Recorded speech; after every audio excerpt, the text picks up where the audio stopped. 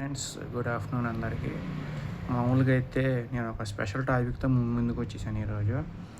Valentine's week. ఇది ఫిబ్రవరి 7th నుంచి 14th వరకు జరుగుతుంది ఎవ్రీ ఇయర్.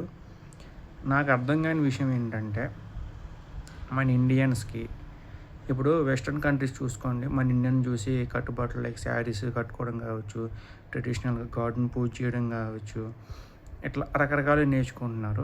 కానీ మనం మాత్రం వెస్ట్రన్ కల్చర్ నేర్చుకుంటున్నాము. అంటే వాళ్ళే మనం నేర్చుకుంటున్నాం, వాళ్ళు మన గ్రేట్ అనిపించి మనం అన్ని కంట్రీస్ ఉన్న వాళ్ళు మనం నేర్చుకుంటుంటే, మనం తిరిగి వాళ్ళ గాలితనం కావచ్చు, అంటే వాళ్ళు అవసరం లేని పక్కన పడేసిన ఫెస్టివల్స్ కావచ్చు, వాళ్ళు అవసరం లేని పక్కన పడేసిన సాంప్రదాయాలు కావచ్చు మనమైతే చేస్తున్నాం. నేను ఎవరిని ఇన్సల్ట్ చేయట్లేదు, ఉన్న ప్రజెంట్ సిచ్యువేషన్ చెప్తున్నాను.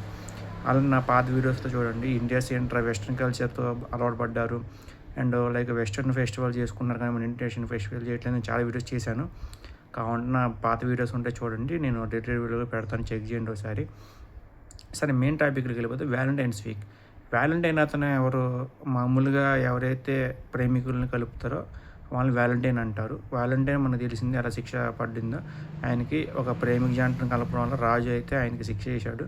ఆ స్టోరీ చెప్తే మనకి ఆల్రెడీ రొటీన్ స్టోరీ కాబట్టి ఎవ్రీ ఇయర్ చేసేది కాబట్టి అది విదేశీ స్టోరీ, మనకైతే అవసరం లేదు దాని గురించి అంత డీటెయిల్గా చెప్పాల్సిన అవసరం కూడా లేదు నా ఉద్దేశంలో. ఎందుకంటే యాజ్ ఇండియన్ నాకు ఇండియన్ సాంప్రదాయాలు ఇంపార్టెంట్, కానీ మిగతా దేశాలను నేనైతే కించపరచట్లేదు. మిగతా దేశాలు గొప్పగా చెప్పే అవసరం నాకు అవసరం లేదు, అంత అంత నాకు ఇష్టం కూడా లేదనమాట. సో అర్థం చేసుకుంటే మనస్ఫూర్తిగా ఆశిస్తున్నాను. ఈ వ్యాలంటైన్స్ వీక్ మన వాళ్ళు చేసేది ఏంటంటే, ఎవరు ప్రపోజ్ డే అంటారు, ఒకరోజు చాక్లెట్ డే అంటారు, ఒక రోజు ఇంకోటి ఏదో అంటారు. కానీ వీటి వల్ల మనకు నొరుగుతుందా? అది మీరు ఒకసారి అయితే ఆలోచించుకోవాలి. ఫిబ్రవరి 14 మన సైనికులు చనిపోయారు, మనకు తెలిసిందే. ఇప్పటికీ దాదాపు 5 years 6 years అనుకుంటా అయ్యింది. అది ఘటన పేరు ఉంది అయితే ఫిబ్రవరి 14 అయితే నేను చెప్పడం ట్రై చేస్తాను, ఘటన పేరు కరెక్ట్ గుర్తు రావట్లేదు. ఆ రోజు అయితే సైనికులు చనిపోయారు. ఫిబ్రవరి 14 సైనికులు చనిపోయిన దినోత్సవంగా మనం జరుపుకోవాలి, కానీ అంటే వాళ్ళకి మన నివాళులు అర్పించాలి. కానీ ఈ వ్యాలంటైన్స్ డే అంటో లవర్స్ డే అంటో నాకైతే అర్థం కాలేదు. ఇంకో కామెడీ ఏంటంటే, ఈ సంవత్సరం లవర్స్కి ఉన్న వాళ్ళు నెక్స్ట్ ఇయర్ లవర్స్కి ఉంటారు లేదో గ్యారంటీ లేదనమాట, లేదా వైఫ్ అండ్ హస్బెండ్ అవుతారు కూడా గ్యారంటీ లేదు.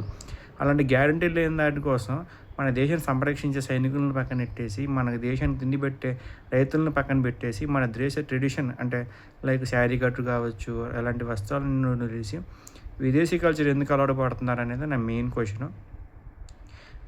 మీరు గమనించినట్టయితే వాయు వరుస లేకుండా పోవడం కూడా విదేశీ కల్చర్ అనమాట. అది మన ఇండియన్ కల్చర్ కాదు. వదినకు ఒక గౌరవం ఇస్తాం, మనం తల్లికో గౌరవం ఇస్తాం, చెల్లికో గౌరవం ఇస్తాం, ఇలాంటివన్నీ చాలా గౌరవాలు అయితే ఇస్తాం. కానీ వెస్ట్రన్ కల్చర్ ఇలా ఉండదు అనమాట. వాళ్ళు వాయు వరుస లేకుండా పోతారు అన్నది తెలిసింది ఆ విషయం.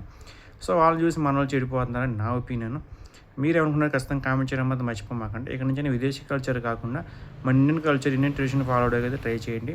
సో మనస్ఫూర్తిగా ఆశిస్తారని మీరు కొంచెం అర్థం చేసుకుంటే మనస్ఫూర్తిగా ఆశిస్తున్నాను. నేను ఎవరినైతే కించపరచలేదు. ఒకరిని చూసి మనం మంచి నేర్చుకోవాలి తప్పి చెడు నేర్చుకోకూడదని నా ఉద్దేశం. మీకు ఒకవేళ నా ఉద్దేశం తప్పు అనిపిస్తే అది సారీ. నేనైతే నా దేశం కోసం దేశ పౌరుడిగా ఈ వ్యాలంటైన్స్ వీక్ జరుపుకోవడం ఇష్టం లేకే నేను రోజు వీడియోస్ అయితే చేయట్లేదు. రోజు స్పెషాలిటీస్ అయితే నాకు కనిపించట్లేదు. వ్యాలంటైన్స్ డే వీక్ రోజుకి ఒక చెత్తలో డే చేసేసి ఈరోజు ఉంటుందో లవ్ నెక్స్ట్ ఇయర్ ఉంటుందో లేదు కన్ఫర్మేషన్ లేకుండా మంత్కే వాళ్ళు లేదా నెక్స్ట్ ఇయర్ వేరే వాళ్ళని లవ్ చేసి, ఇది నాకైతే పెద్ద నచ్చలేదు. అది వెస్ట్రన్ కల్చర్, మన ఇండియన్ కల్చర్ ఆశిద్దామని మనస్ఫూర్తిగా ఆశిస్తున్నాను. సో ఫుల్ వీడియో చేయడానికి కూడా కారణం ఇదే. సో గమనిస్తారని చెప్పి ఆశిస్తున్నాను. And all of you Indian tradition follow అవ్వండి.